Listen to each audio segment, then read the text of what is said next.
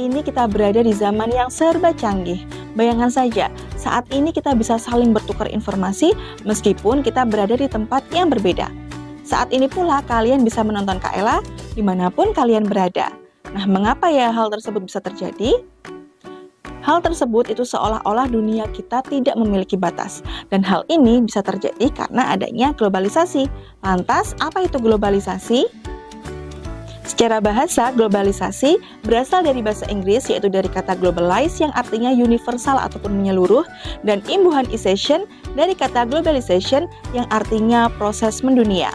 Sehingga makna dari globalisasi adalah suatu proses baik dari informasi, pemikiran, gaya hidup, dan teknologi yang mendunia ataupun menyeluruh.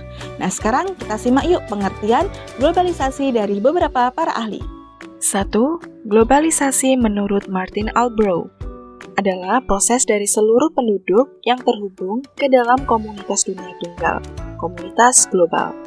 Yang kedua, globalisasi menurut Selo Sunarjan adalah sebuah proses terbentuknya sistem organisasi dan juga komunikasi antar masyarakat di seluruh dunia untuk mengikuti sistem dan kaidah-kaidah tertentu yang sama. Dari pengertian tersebut, kita bisa mengambil kesimpulan bahwa globalisasi adalah proses dunia menjadi sebuah sistem tunggal. Hal ini seakan-akan dunia ini tidak memiliki jarak dan birokrasi sehingga mudah untuk saling menjalin interaksi dan berbagi informasi. Globalisasi membawa banyak perubahan pada teknologi dan mengubah cara manusia dalam berinteraksi dan berkomunikasi menjadi lebih modern. Namun, tidak semua kemajuan itu membawa dampak positif bagi masyarakat. Terdapat pula kemajuan yang membawa masalah sosial bagi masyarakat. Namun, masalah seperti apa yang ditimbulkan oleh globalisasi dan apa penyebabnya? Masalah sosial adalah ketidaksesuaian unsur-unsur kebudayaan atau masyarakat yang membahayakan kehidupan kelompok sosial.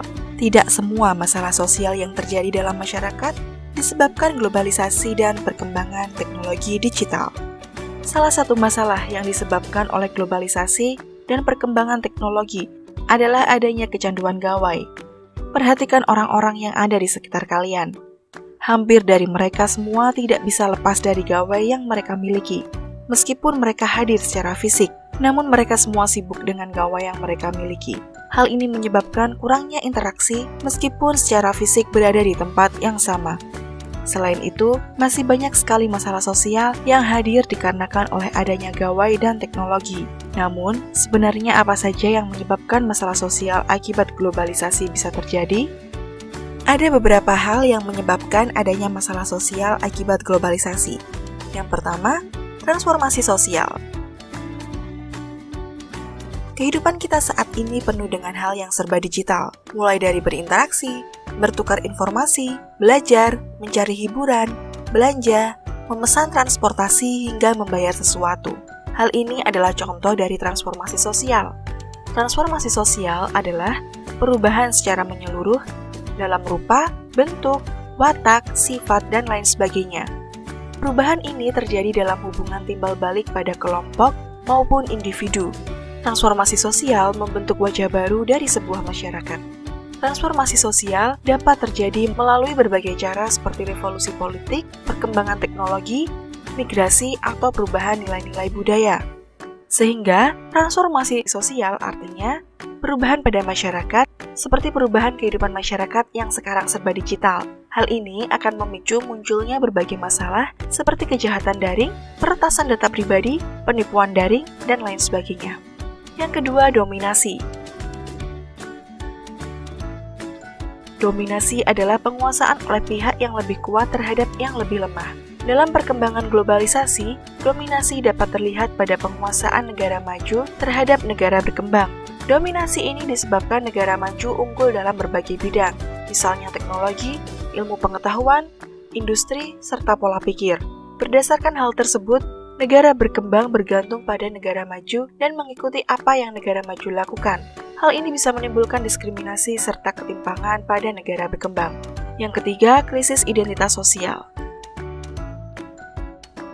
Semua orang memiliki identitas untuk mengidentifikasi dirinya sebagai seorang individu atau bagian dari kelompok. Identitas sosial bukan hanya tentang cara individu memandang diri sendiri, namun juga cara mereka dilihat oleh orang lain. Globalisasi yang mengakibatkan tidak ada batas dalam berinteraksi dan bertukar informasi dapat menyebabkan seseorang mengalami krisis identitas seperti hilangnya identitas karena masuknya kebudayaan asing. Selain itu, krisis identitas juga dapat muncul karena tekanan untuk memenuhi standar masyarakat. Pengalaman traumatis juga bisa menyebabkan seseorang mengalami krisis identitas. Contoh krisis identitas sosial adalah perasaan rendah diri seseorang karena adanya tren flexing oleh influencer pada media sosial. Hal ini menyebabkan seseorang menganggap dirinya tidak sesuai dengan standar yang ada. Akhirnya timbul perasaan rendah diri pada diri seseorang. Yang keempat, ketidakmampuan adaptasi. Perubahan yang terjadi secara cepat pada era globalisasi menyebabkan individu atau kelompok kesulitan dalam beradaptasi. Individu atau kelompok yang tidak memiliki keterampilan dalam menggunakan teknologi dapat terpinggirkan, misalnya seperti lansia, masyarakat kurang mampu, dan masyarakat terpencil yang tidak bisa mengakses teknologi. Hal tersebut dapat membawa dampak seperti meningkatkan risiko pengangguran, terjadi jurang digital, dan menciptakan kesenjangan keterampilan digital.